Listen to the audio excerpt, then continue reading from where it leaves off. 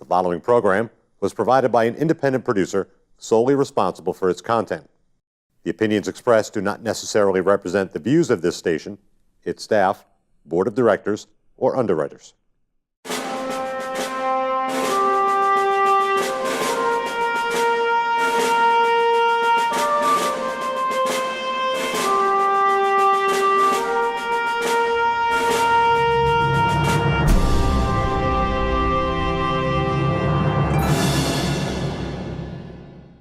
Hello and welcome to Perspectives. My name is David Schoeneman. I'm your host on this program. I'm also the alderman for Ward 3 here in Nashua. On Perspectives, we take a look at a variety of issues that are of importance to you, the voter and taxpayer here in the city of Nashua. We do this to keep you informed about what your government is doing, particularly as it relates to how your money is being spent. Well, speaking of spending money, we're going to be taking a look at the fiscal 18 budget season, which is just about to begin here. In fact, we had a resolution, or an ordinance, I should say, that came through the Budget Committee just this past Monday that deals with the spending cap. If you've watched this program in the past, you've seen a number of episodes where we've talked about the spending cap, and the fact that a spending cap vote requires 10 votes on the Board of Aldermen, whereas a simple majority is only 8 votes. In order to spend more money to go over the cap, you need 10 votes, but if we can find a way to manipulate the cap, we can perhaps get more spending in than would otherwise be allowed with only 8 votes. And in fact, that's what came up for discussion at this past Monday's budget meeting. It was Ordinance 17031, which has to do with moving a fund out of the regular budget into a side account and creating what's called headroom under the cap. It's a manipulation of the cap, and in my opinion, anytime we manipulate the cap, we're manipulating the process that's supposed to protect you, the taxpayer, and in fact, we're manipulating you. I don't approve of that. I voted against it on Monday, but only 2 of us in the committee, me and Sean McGinnis, voted against it. Well, with me today to talk about this is former Alderman Fred Teeboom. Fred was alderman a number of years ago and, in fact, authored the spending cap. There's no one in the city of Nashua who knows more about the spending cap and how it works and how people try to work around it than Mr. Teeboom. Fred, thank you very much for coming in. I appreciate it. Thank you for inviting me. There's a lot of people, I think, in the city who maybe don't understand this entire budget book. This is an overwhelming book. We go through this every year, and as an alderman, I've kind of learned my way around this book over the last few years. Mr. Sullivan, who also spoke on Monday, I think actually the public owes you and Mr. Sullivan a great deal of credit and thanks, because you guys come out and you speak on behalf of the public, where a lot of folks may not know what's in here. But you guys know about this, and I think Mr. Sullivan was correct that a lot of folks at home don't. And I think a lot of folks at home also don't really understand how the spending cap works. I think they approve of it because households are under a spending cap, whether they acknowledge it as such or not, they are, because we have limited amount of funds to spend. So give us a brief background, if you could, brief on how the spending cap works. You authored it 20 some odd years ago. Tell us a little bit about the spending cap. Okay.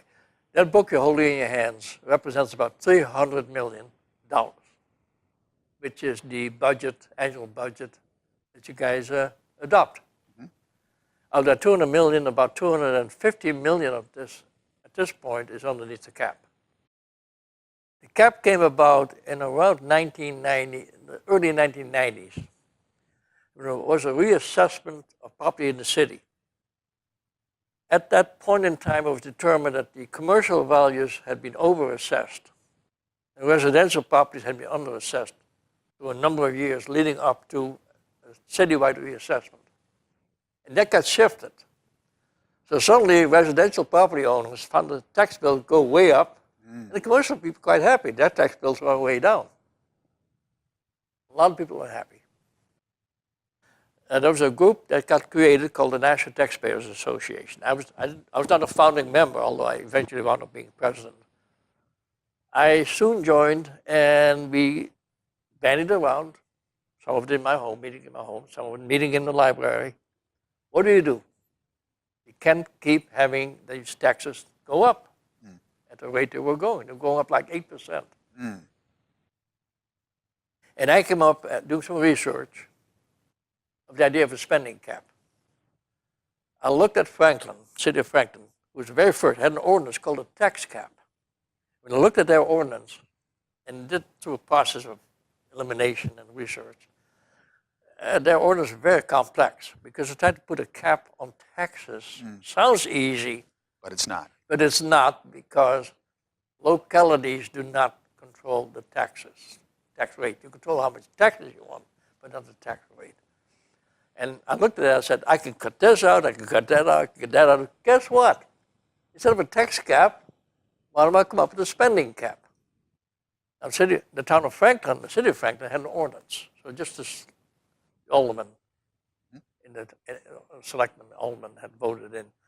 But in the city of Nashua, we had a board of aldermen. They certainly had nothing to do with it. Okay? They wanted to spend the money. They want to spend money. It's the same complexity as you have now. Right. You have a composition of a number of aldermen who like to spend. Yes. Usually the people that have been contributed in their campaigns by unions. Yes. You can tell who That they happens are. a lot. Yep. And then a few that don't want to spend. So it wasn't going to go to the alderman and in Nashua we have a charter. So the way you have to do things, if you don't do it with ordinance, if you want to do it more permanent, you do it through a charter. Charter requires a vote by the community. Citizens have to have a referendum. The referendum has to be placed on the ballot. You have to vote on it. And that's what we did. We figured out how to do a petition drive, you had to interpret the law. It's quite complex. I won't go into detail. The end product was we passed the spending cap. It's charter law. It's been charter law now for over 23 years. And what the spending cap basically does is it looks at the budget of last year in the very simplest way. You look at last year's budget and you establish this year's budget. And this year's budget cannot increase over last year's budget except by a cost of living index. Very simple. Think of it. Oh, if I have a budget last year of $100, my index is 5%. My budget this year is $105, and that's it. That's it. It's And simple. it sounds simple. People liked it. They voted in by 55 to 45%. Not easy to vote in new measures because most people Don't like change, maybe. well, trepidation, what are people trying to do? And of course, the first thing that happens, all the union people, all the people get paid, all the people Yes. get paid. The people who get paid People get paid by the city government. people get paid. Yep. They want more And money. you got They a want building, huge lobby. We prevailed. And ever since then, there's been attempt after attempt after attempt to take it to court. We went all the way to the Supreme Court, whether it was legal or not. We prevailed. It's been gone through a recall of the spending cap. It's gone through changes of the spending cap. It's gone through misinterpretation and reinterpretation of spending cap. And today, you and I are sitting here because of another interpretation of the spending cap. Yes. Yet another interpretation. Just another interpretation. Because with the example that you gave, it is very simple. You spent $100 last year. Your index is 5%, $105. That's it. So let's say we needed to spend $110. There's a provision in the Absolutely. charter which allows for a vote. It has to be 10 votes on the Board of Aldermen, 15-member board. 10 votes. So it's 2/3, but it's not actually 2/3 of those present. It's 10 votes. Yes. In People- Nashua, it's 10 votes. 10 nationally, which I think is good. 10 votes to override the cap. So if there were an emergency, for instance, we really had to do something. We needed to spend $110 this year. There's a method for doing it. In fact, my understanding before I was on the Board of Aldermen is that there has been a spending cap override a couple of times in the course of the last 23 years. Oh, there's been a number, especially on the Streeter. Streeter was in office 8 years. He had, I think, 4 overrides in his 8 Wow. years. Okay, so there's certainly plenty of examples. When I campaigned in Ward 3, a lot of folks said to me, don't override the cap. Right. Taxes are very important to us. And so my pledge to them is that I wouldn't override it, but that's not a pledge that has no exceptions. If there's an emergency You that do we it. need to That's do the it, we whole have point. to do it. That's the whole point. Is In that fact, it's, in the Supreme Court case, the judges examined all this. And judges really don't like to get into these kind of political decisions. You know, these are local things, okay? But I had to point out, I actually filed an amicus brief, and I actually argued, as a non-lawyer, I argued before the judges. And a highlight of my day, I'll tell you.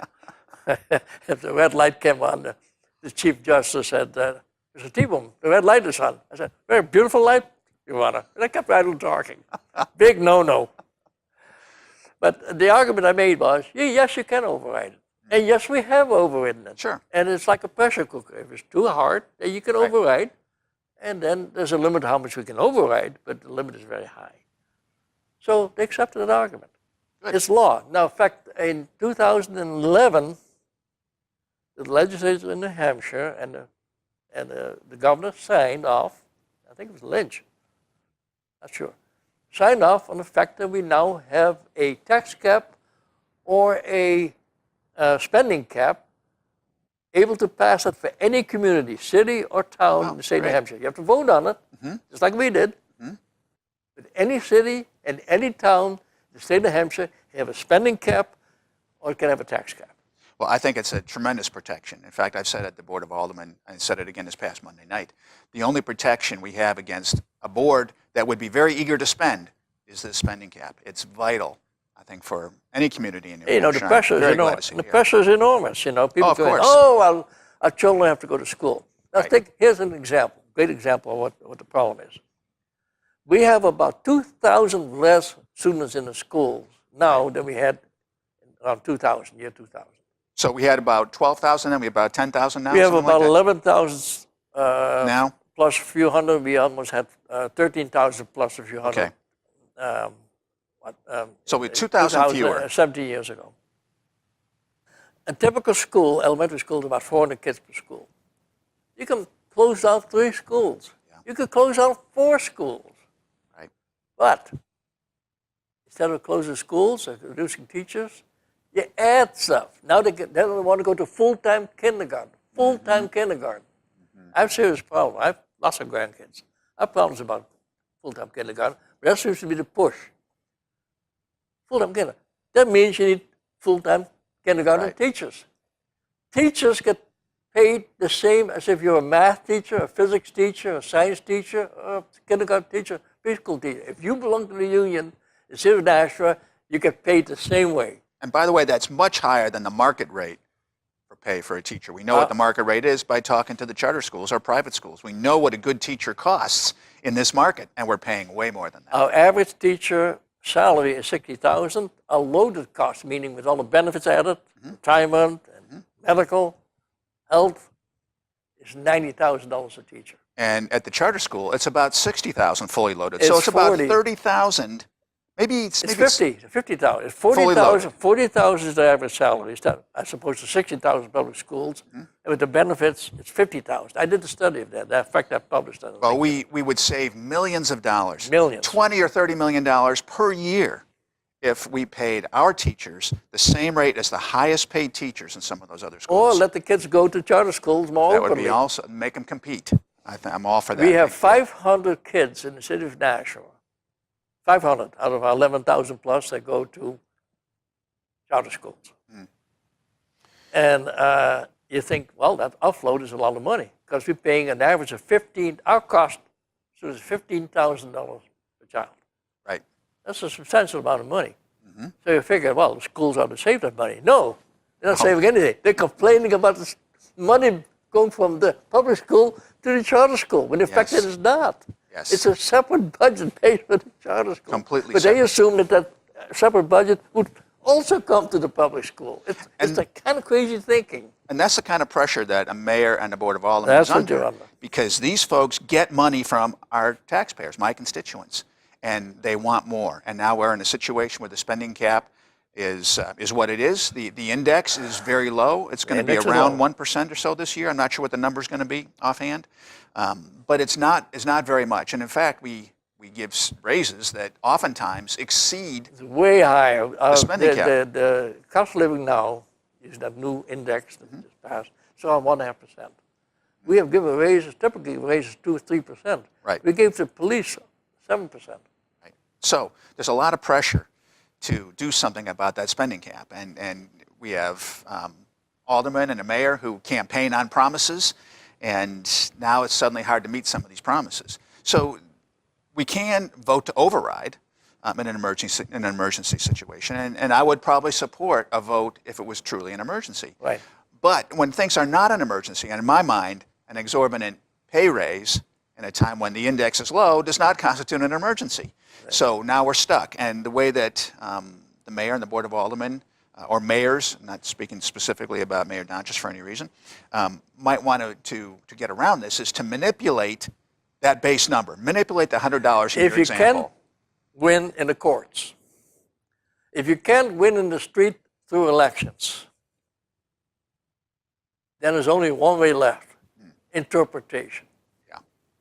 Interpretation, the term that I might use is manipulation. If we interpret it differently, we're manipulating, maybe we're manipulating, trying to manipulate some aldermen who may not understand, or we're manipulating the folks at home who may not really dig into this book and say, well, I don't really know what they're talking about. It sounds okay to me. Exactly. And what they're doing here now is, if you have this budget, we talked about $100, go to $105. Well, if you're $100, it's suddenly $90 because I take $10 out. Which you're still going to spend. Yeah, but I put this in a separate account, not subject to the cap. So now you got $90. So now, if I can go to 105, Now you I can got spend 15 bucks to spend. Right, That's got the 15. whole secret. So That's the whole secret. But that $5 or the $10 you take out, that's you're still still being spending spent. that. So it's going to be 105 here. Plus that, you're spending all this extra money. Yes, and yet, exactly. someone can say, well, I came in under the cap. That's exactly the principle. But it's all spin. It's smoke and mirrors. And it's not right. I believe very strongly, and we should be honest, and we should do things that are morally right. And Well, there's more than that. This is deceptive. It's more than that, because now we're getting into this interpretation. The way the charter reads, setting up a budget. What is a budget? Now, in governmentese, budgets are complex things. There are lots of stuff in that book. Yes. Lots of stuff in that book. In a government budget, you have grants, you got debt, you got taxes, you got gifts, you got contracts, you got all kinds of stuff from the past. You got commitments that were made in the past towards the future. You got all of that stuff. So budgets are complex. So how do you write a spending cap? The way we wrote the spending cap is very simple. We said whatever departments prepare as proposals to the Board of Aldermen, that's subject to the cap. That makes sense, because we're approving the budget. If something is a previous commitment or debt, we're not voting on debt again this year. We're not voting on that again. We're not voting. We voted on it, whenever we issued the bonds. And if you voted a project, like let's say Boston Parkway, and bond it, now you got to pay the debt from year to year. But the project itself, let's call it a $40 million project, goes into a separate account. Sure. You don't reappropriate the $40 million. No. That's in a separate account. And it's proper for that to be there. And that's already spoken for. But if you want to confuse things, you can start to confuse things. You can call, now, the question you often raise is a tax the same as a fee? Is a fee the same as a tax? And is a spending cap a cap on taxes, or is a spending cap a tax on fees? The answer is, in our case, in the national charter, it's not true of all charters. The state law allows you to make exemptions. We have no exemptions. Whatever is proposed by departments in that book, which we're going to vote on, is subject to the cap. Okay, and that's reasonable to me. And the things that are in this book that this new ordinance proposes to take out. Take out is the wastewater treatment fund. That's an $18 million fund. It's always been a standalone fund. It gets mostly paid by fees. Now, I'm trying to dig in. It's very difficult to get this information. I'm having discussions with this chief financial officer, Mr. Griffin. Good guy. I mean, Good guy. Yes, very helpful, very but valuable. to try to get information out of him is like pulling teeth.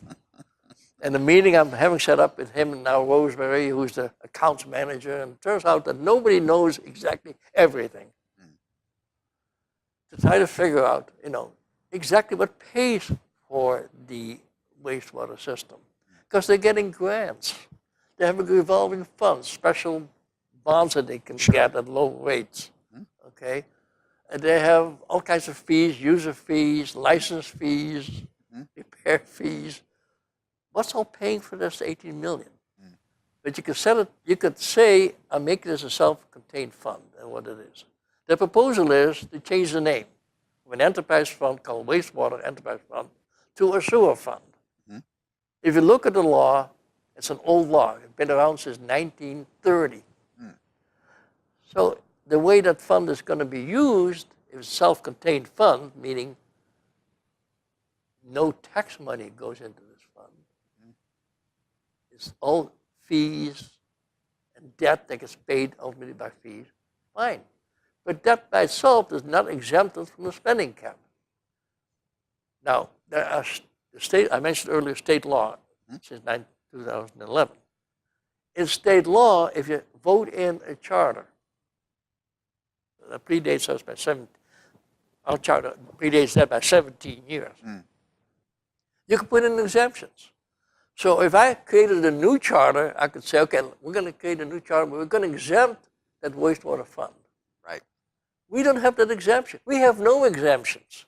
We have a series of accounts that come under the charter, and if you want to take an exception to the cap, you have to take the 2/3 vote.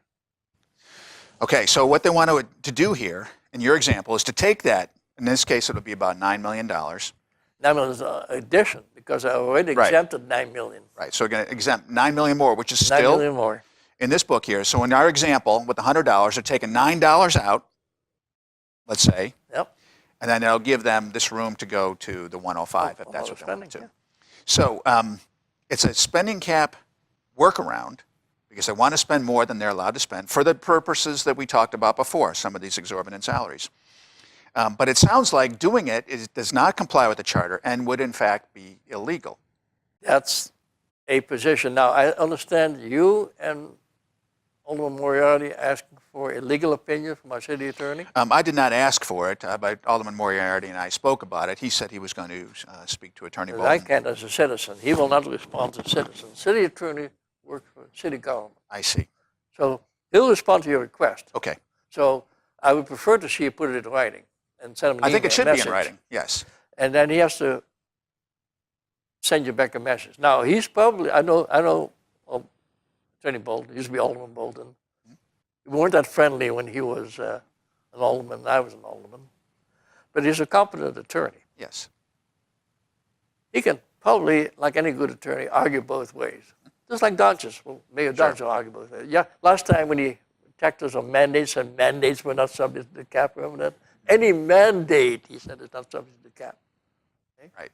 He was saying, oh, we have an ordinance that says mandates on the cap, but ordinances cannot supersede the charter. Well, he said it in the press. Now it comes around the other way. Yeah, an ordinance can supersede the charter. He says, we have an ordinance. Well, what's this thing about, half in, half out? It's all out, not subject to the cap. So now he's saying the ordinance can supersede the charter. Right. So he's got an attorney that'll probably argue with you. Sure. What's good about that, we'll see the argument in daylight. Yes, and There's right. been no argument, there's no legal analysis presented with this ordinance at this point. It's assumed to have passed the form. If you look at the back of the ordinance, Yes, what does it say in that ordinance? You have a copy? It says, I do. It passes the format. Yeah, it says that it updates the index pursuant to a voter-approved charter amendment. Does it say it meets the format under the Attorney Clark's signature? Approved as to account number and/or structure and amount. I don't say it meets. It doesn't. I don't see those words format. Okay. But we can It talk says about that. according to structure. It doesn't say my legal opinion is that this is illegal. No, it does not say this is my legal opinion. It never does. Right. It never does. Right.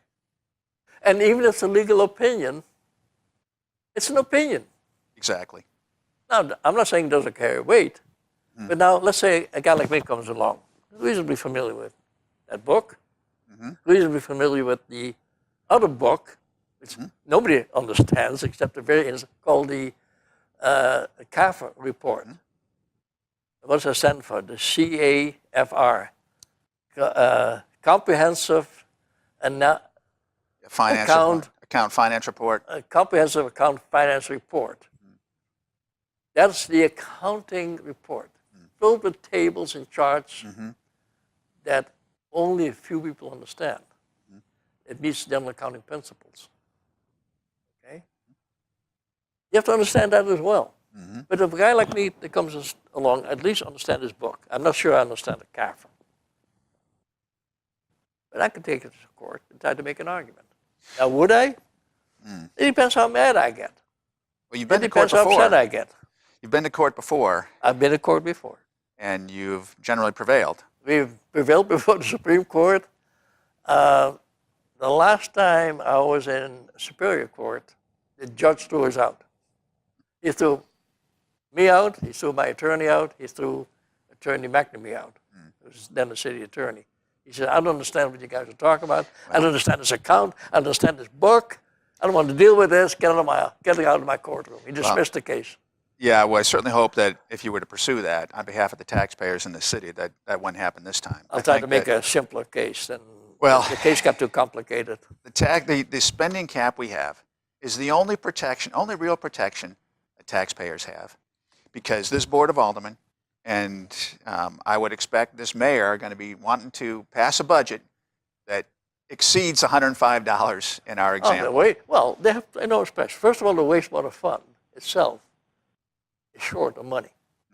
You just adopted a vote of 15% increase on both the volume that you use in your wastewater and the size of your pipe to Right, your because house. the money's needed. It's in trouble. 'Cause it's in trouble. It's in trouble. You got a retirement fund. Yes. $23 million being imposed on us. Why? Yeah. If you look at the outrageous amount of money already being paid out, That's right. like You had your article there. I have my article here. O'Brien, whose highest salary was $93,000, his collects a pension of $121,000. You know, so We have a lot of problems. Our bill is $6.5 million. If we paid the retirement bill for all the guys that are now retired, our bill would be $6.5 million. But our bill from the state is $23 million. Right. Almost 10% of our operating budget. Yeah, it's huge. Where does that number come from? So you have no control over that. It's handed to you. The Right. county now has an $11 million bill. You have no control. The county hands you the bill. True. They hand us that bill, and we do have no control over that. But we do have control over other spending. And That's right. we talked about how schools have expanded over this period of time. We have 2,000 fewer students, and yet the school budget is more and more and more and more and more. Ever more, right. Ever more. Considerably And more. these are clearly problems. And when a spending cap crunch comes like this is our opportunity, I think, to begin to shrink that budget, to keep it under control. We can't just automatically bump things up. Whenever I see a manipulation of a spending cap, a maneuver like this, which has an illegality associated with it because it violates our charter, I'm deeply, deeply concerned. Can't let this happen. Thank you for bringing this to a forefront in our program. Sure A thing. program like this. Well, good. I hope people notice. I Hope they pay attention. I hope the seniors pay attention. But, you know, I don't know exactly what I'm going to do. I'm going to watch to see if this thing comes before the full board a couple of weeks from now. A couple of weeks. And it takes a majority to vote to pass this. Well, And if it passes, then what do? I don't know yet what I'll do. well, you have my support in the efforts, all the efforts that you make. And I think, as I said earlier, that the public, and certainly I thank you and Mr. Sullivan for all the work you guys do, bringing these things to Yeah, Bob would public have been attention. here too. Bob is an old friend. He's been president of the National Taxpayers Association. He's just tied up with Sure. too many projects. Too many projects. Well, thank you very much, Fred, for coming in. We're out of time, but I do thank you very much for coming in. And I want to thank the viewers, too, for tuning in. This is a very important issue. As I said earlier, we are in the beginning of the fiscal 18 budget season, and already we have an attempt on our plates here to go around the spending cap. And this is your money, folks, and we're talking about your money, trying to protect you. Thank you for tuning in. If you have any questions or comments, please reach out to us at perspectivesnh@gmail.com. And we'll see you next time. Thank you.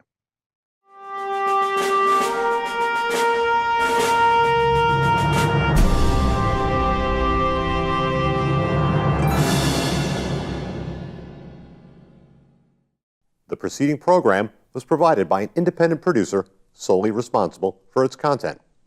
The opinions expressed do not necessarily represent the views of this station, its staff, board of directors, or underwriters.